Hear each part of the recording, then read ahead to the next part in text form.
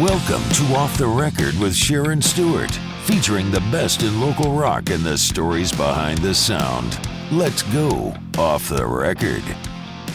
Hey, welcome to the podcast. Today, we're featuring the music and the band Lone Crow Rebellion. Well, you guys are planning a new tour in 2025 and also getting ready to drop a new album. Am I right? Drop a new album sometime in 2025. Okay. You should start seeing singles maybe the end of January. Okay. All right. Well, we've got Greg, Pete, John, and Jason. So let's start with you, Greg. Hi. How did you come up with the name? It's just made up.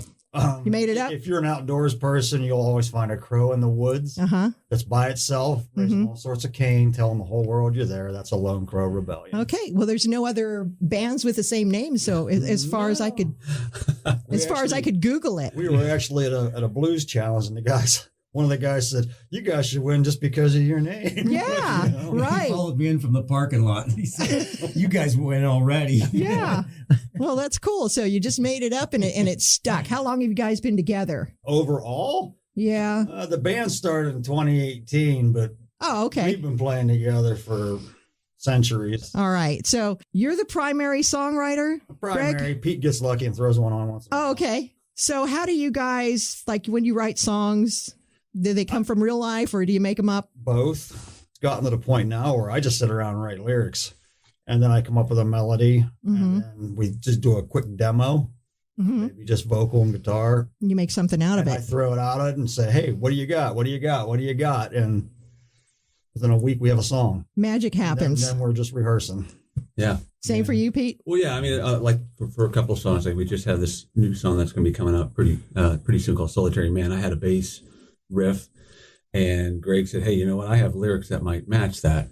And so that song was, developed. And then we had, I think, Blues for Better Days. Yeah. I came in keyboard part. I came in with the keyboard a ditty, and Greg says, "I got a song for that. I got lyrics for that." The song just came together. Wow. That's, I think of things all the time. Like, sometimes you think of a line and say, "Oh, that would make a great song or a poem." And then it's gone. As an artist, there's this thing about the fleeting idea. Yeah. When it passes through your head, you got to grab it and write it down or do something with it. So that's what you do. That's just kind of how it works anymore. All right. I sat and wrote half a song last night just because it hit my head while I was sitting on a chair watching TV. Yeah. Let me put this in.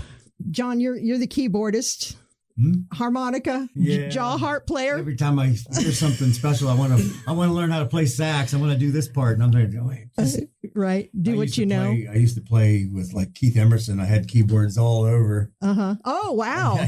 You were that guy. I had two on each side, three sides, and just playing, and I just like I got down to one. So who's your musical hero?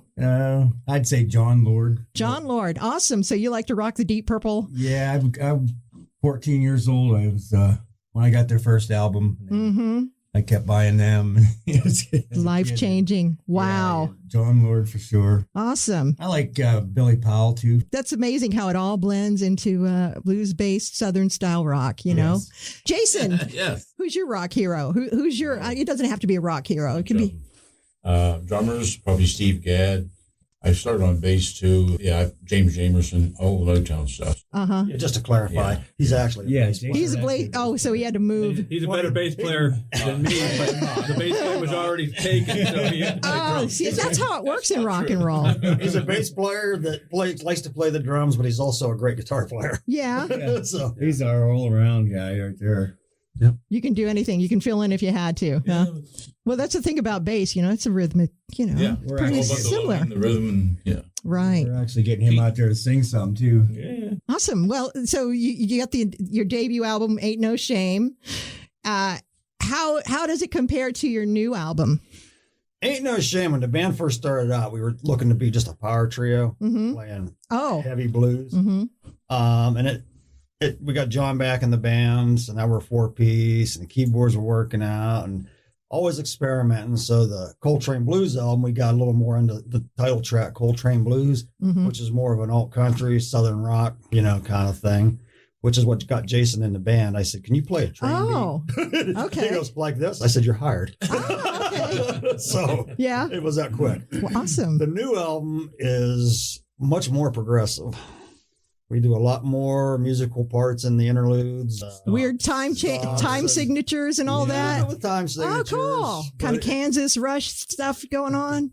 Well, maybe Kansas, maybe not as far as Rush. Okay. Who did you say that the other day when you were talking to somebody that we sung that? Well, that they said the one song that I showed him, it's the new song called Solitary Man. He said, you sound a little bit like Pat Travers. And, you know, I mean, all of us grew up. Well, I mean, I love for Pat me, Travers. Pat Travers was one of my favorite guitar players. Yeah. And so, you know, some of those influences, you don't even realize that they're coming through your song creation. So. But it's what you've been exposed to your whole life. Yeah, so your right. influences are going to come. It's going to come in the out. back of your mind, and it just comes out when you hear that riff, or you hear that beat, and it's like.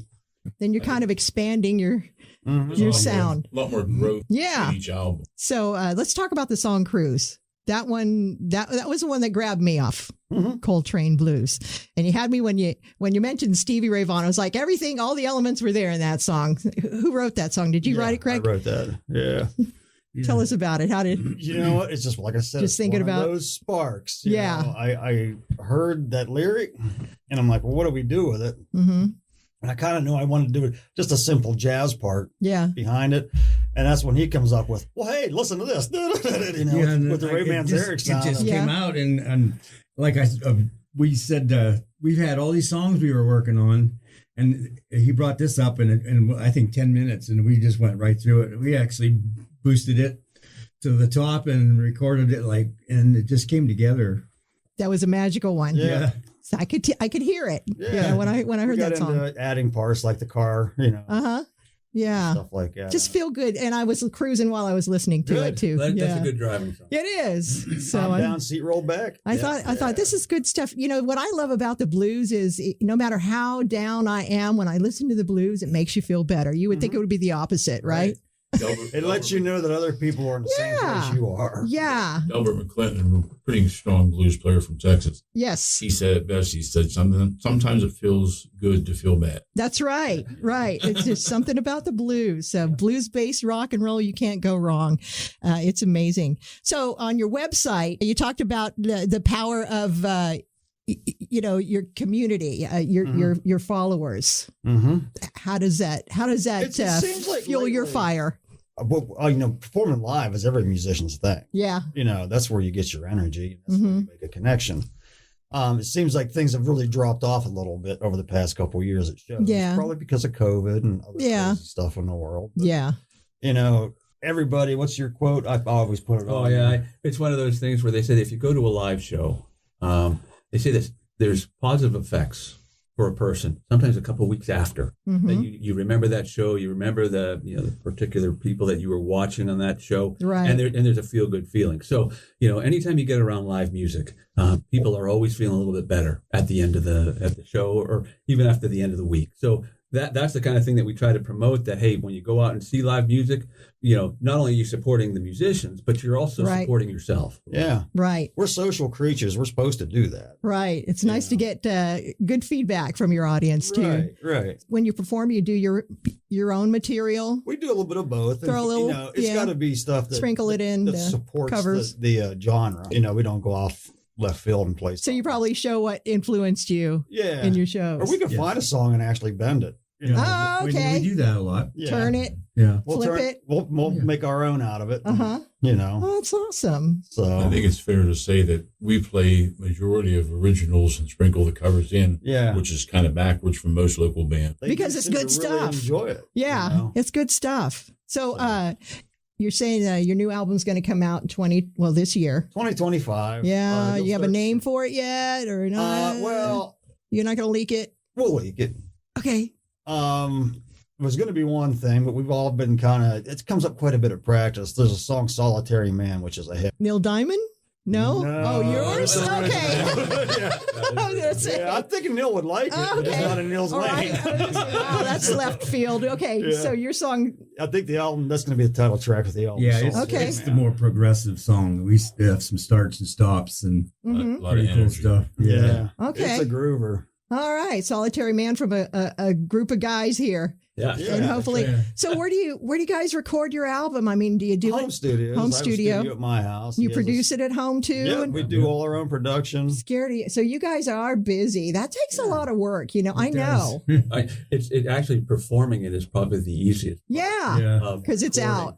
And then once you get down to the mixing, and then I know, none of us are mixing engineers, so we sort of had to learn, on the run. Yeah. And we're getting better at it, but it still takes a huge amount of hours for me to try to get the balance right with all that, because we don't have perfect recording studios. Right. So there's some things. Well, but there's limitations that we have to try to overcome some of those limitations. And so some of that just takes a lot of time and listening to songs over and over and over. I know. This and that. And that to me, I mean, I love that part. Oh, you creation. do? I do. I really, because it can drive you crazy. It can, and you have to walk if you away. Nitpick too much. Yeah, and you have to walk away for an hour. I gotta stop them every once in a while. Yeah. Say, hey, why don't you just do let this it go. and let it go. Right. But it's one of those things that once you hear it, you start saying, hey, we're almost there. Mm-hmm. This is really starting to sound. Everything's gelling together. Yeah. And that to me is one of those epiphany moments, like, all right, we got it. Yeah. And, so that to me is one of the best things about creating our own music, is that we get to do some of these things and learn how to do them. Mm-hmm. And with every passing song that we record, we're getting better and better at it. Awesome. So I guess you'll just announce it on your website when you do release your album, and people can buy it. Social media, Mm-hmm. Yeah, follow on Facebook. Follow on Facebook. Right. You got to, I mean, not just us. I mean, we're stumping for followers. But, the biggest thing you can do that costs absolutely nothing, I mean, you don't have to do anything except just follow them on social media. Follow us on Facebook, Instagram, and X. Do you guys hope to maybe go any further with this, or are you just happy with what you're doing now? It's always in the back of your mind, and then you think, oh, we can do this, and then maybe not. But we're having fun. Everybody goes through it. I know. It's kind of like radio. Yeah. Let it go wherever it takes you. Right. It's nice to have a local small market too. I mean, you can have a lot of fun with that. Down in Wheeling to see a show with Will Hogue. And I got to talk to him afterwards, and we were done. Whenever we parted ways, he says, well, hey, enjoy your musical journey, Right. Because for him, it was the same thing. It's just a journey. I know, yeah. See where it takes you. You start out young thinking, I want to hit the big time. I've been doing this since I graduated from high school, and it'll be 50 years next year. I can tell. Yeah. It'll be 50 years. You can tell. I know his kind. Everybody. You've been playing forever. I've been playing in cover bands since 1976. And then here, within the last 4 years, we've been putting this stuff together, and it's like, there is a chance, Yeah. We're putting this stuff out there, and more people like yourself are hearing this stuff, and they, hey, I like that. And it's always in the back of your mind. You never know with social media now, too, Yeah. And we've actually had, some people from radio stations out on the West Coast. We've had radio stations in England, in the Netherlands. Really? And, that they, they're blues. Yeah, they appreciate that more than. Yeah. Europe doesn't quite have the hurdles, it seems, with music that we have. They just love it. We could go over there and we'd be number one over there. Awesome. That's just how they work over there. Like there's a guy in France that messaged me all the time. Send me your CDs. Send me this. That's cool.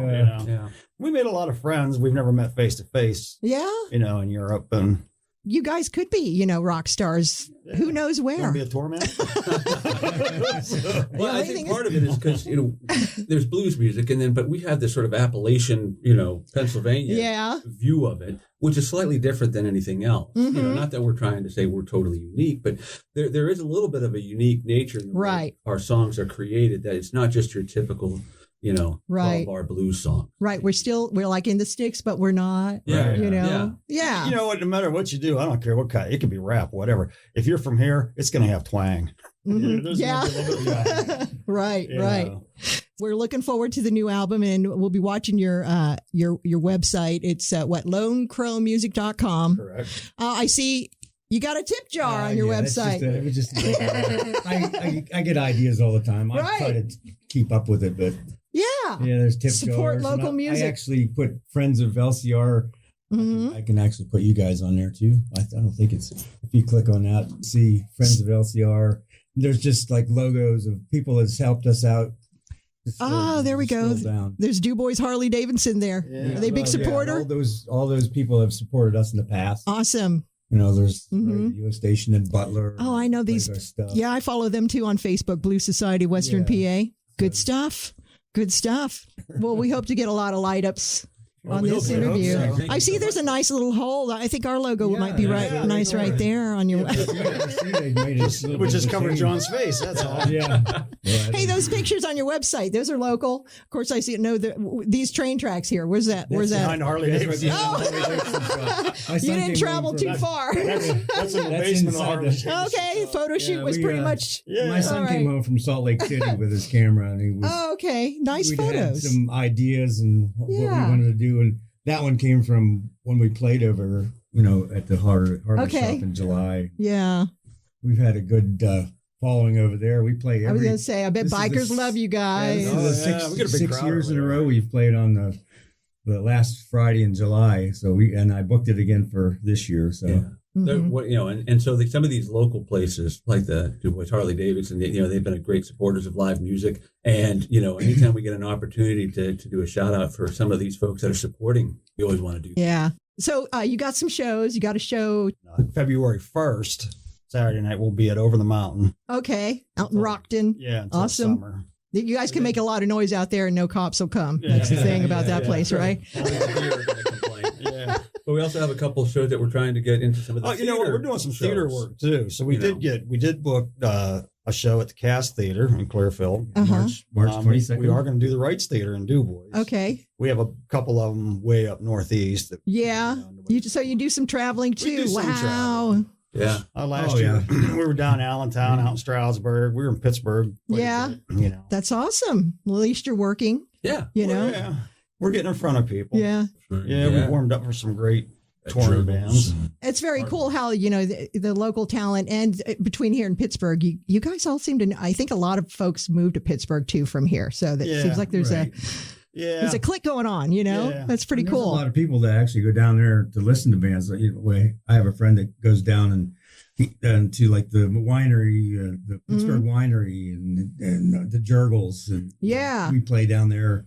And they'll come and hear us. Oh, you did Jurgles with Molly Hatchet, didn't you? And what was nice about that is that just being in front of that crowd, you turned them on. Our fans, Denny, he said, "Hey, would you be able to play for my retirement gig?" And so you start to get more of the crowd, and then you get more fans, and then they see you, and it's really a nice thing, to open up for some of these major acts, too, to give yourself some exposure too. How'd it feel opening for Molly Hatchet? Loud. Yeah. They were the loudest band I've ever heard. I had to go get earplugs. Luckily, Greg's cousin came that day, and he had earplugs in, and my wife said, "Where'd you get those? I need those." So he went out to his truck and he got his little jar of earplugs and brought them in. So he shared them with everybody. Really? It was a very energetic show. Really? Yeah. Wow. It was probably over 120 decibels. Holy cow. It was loud. Those guitars. Where your heart rattles. They were just doing a sound check, and he didn't even have the fronts up, and he said that the guitar was 110 decibels on stage without just by itself. Yeah. Awesome. Well, you could feel it. Yeah. Well, and the ringing of the ears would follow the next day. Yeah. All right. We got Coco Montoya at the Hard Rock. We got to play for Papa Chubby, play with him at Jurgles. We got David Knowles, play with him at Jurgles. It's fun. You find out we're all just in the same pot. Right. No different than you, no matter where they are in their career. Yeah. They just want to work. Out there working. That's how it is and everything. Yep. Same here too. I just want to work. I don't want to leave either. Yeah. I like my area here. So, cool. Hey, well, I appreciate you guys coming in and talking to me today. And Thank you so much for having me. Yeah. I think I'm going to throw down the cruise song. Okay. Do it. But, guys, thanks for coming in. Thank you so much. All right. Lone Crow Rebellion. Find them on their website, lonecrowmusic.com. And do follow them on Facebook, Instagram, Twitter, all that stuff. Any streaming platforms that you use, like and follow. And by all means, look us up on YouTube and subscribe. Support local talent. Yes. Hey, thanks, guys. Thank you very much. Thank you. Thank you. That's it for this episode of Off the Record. Thanks for supporting local music and the amazing bands making it happen right here in our area. If you're in a local or upcoming band and want to be part of the show, shoot me an email at Sharon@7mountainsmedia.com. Until next time, keep playing, keep creating and keep the rock and roll music alive. I'm Sharon Stewart. Until next time, I'll see you on the radio.